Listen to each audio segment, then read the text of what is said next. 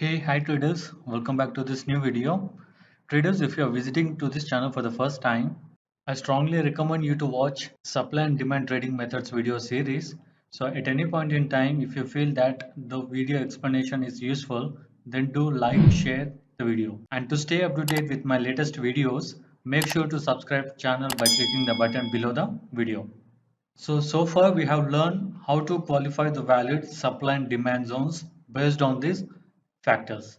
Means first, in this video, we have seen that how the zones determine the quality and the strength of the move. And also the banks and the big players trade millions of orders every single day. And when they place an order, the market responds very strongly. And we can see this on our chart as well. But when the move is not strong enough, we can't be sure that there is a financial institutions behind the move or any big players are there. So to make sure the move is strong, you simply look at the time spent in that particular zone and the candle size of the move. So in this video, we have learned the two important factors. One is you need to observe the time spent in the zone and the candle size of the move. Okay. And in the next video, how to identify the freshness of the zone. Here, the zone should be fresh, either a virgin zone that is going to be tested for the first time or a zone that is going to be tested for the second time. Okay. And the next video is how to trade the previous support and resistance breakouts. In this video, we have seen that the breakout of previous support or resistance level is a sign that the move is very strong. And definitely there is some big financial institutions behind the move. And last but not least, how to define your risk reward ratio before opening any trade. These factors should be taken into the account when spotting a valid supply and demand zones because the risk to reward ratio is what will make you a successful trader. The supply and demand zones with less than 2:1 reward to risk ratio should be ignored. We already seen some real-time examples in this video. So when you spot a supply or a demand zone that respects these criteria, there is no guarantee that trade is going to go in your favor because this is only a method that allow you to follow the banks and the big players footprints. Okay, so when you qualify a valid supply and demand zones, you will always need to consider if the zone responds or not. If the zone responds, the market will give you a signal in the form of price action to confirm your entry. So one of the most important price action pattern that can be used as a confirmation signal is the pin bar candlestick pattern. Already discussed how to use the pin bar as a base candle, but in this video we are going to discuss how should we consider the pin bar as a signal to open a trade. So the pin bar includes the following candlesticks pattern. The first one is the lower shadow candle, second one is the long upper shadow candles, third one is the hammer and shooting stars, fourth one is the dragonfly, and fifth one is the gravestone doji. Let us find out some of these candlesticks patterns in the charts. So this is a pin bar which is having long upper shadow. So we call this as long upper shadow candle. And second one, let me try to find out the gravestone doji.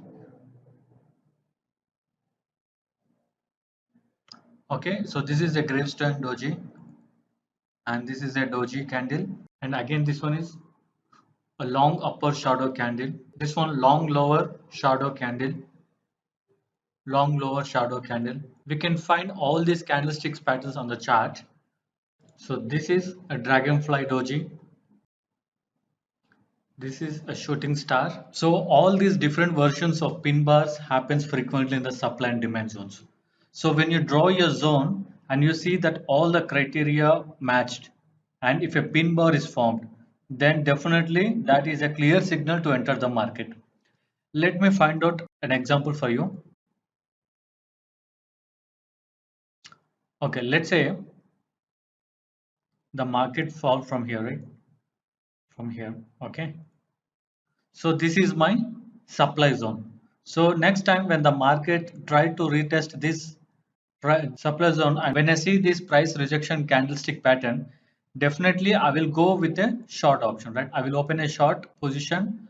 My stop loss will be above the zone and my target will be somewhere 1:2 or it depends on your risk reward ratio. Okay. And we can also identify another zone that this area is a fresh zone because this is the first time it is testing this supply zone, correct? So now the zone is fresh and the risk to reward ratio is also good. So we can say that the zone is valid, but we need to wait for the price rejection candlesticks patterns. Nothing but in this case is a pin bar. So normally the formation of the pin bar in this zone means that sellers were strongly rejected by the buyers. So this is a clear evidence that zone still works because sellers are still willing to sell from this area. So this price action trading setup validates the zone and confirms our entry. So in this example, we are learning how to use the pin bars as a confirmation signals. So we will use the pin bar candlestick pattern as an entry signal, right? So whenever you see a price rejection with a pin bar candlestick pattern near the supply or demand zones, that we can consider it as a entry signal. So you can place your sell order at the close of the candle. Let's say in this example just now I show, right?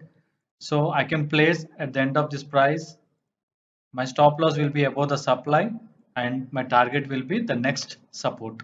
So this is how you can use the pin bar patterns as confirmation signals to enter the market.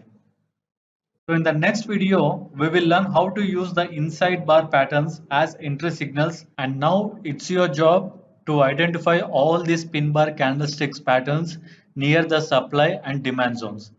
So now you need to burn your time and practice it.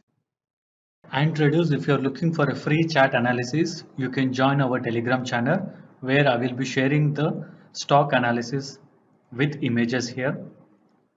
Also, you can search for a particular stock in the group. Let's say if you're searching for any particular stock, you can find the chart here. Or else if you are searching for Reliance chart, just search like this and you can see the stock analysis of this Reliance company. Okay, thank you.